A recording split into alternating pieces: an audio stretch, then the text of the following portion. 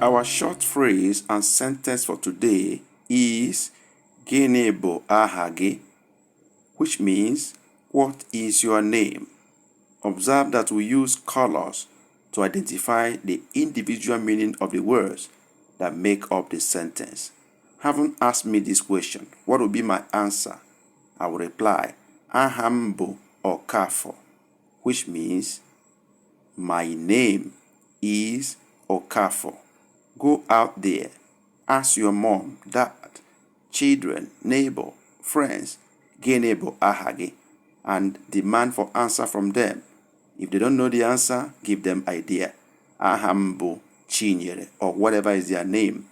Repeat this often and have fun with your neighbors around you. That is the only way you can master this language. If you don't practice it, if you don't do what I'm asking you to do, and you remain with your computer or phone or laptop, you will never learn this language. Please, as you go on, remember it's important that you will subscribe to this channel so that you don't miss the next upload. Like and comment accordingly so that we'll be guided on how to help you further. God bless you.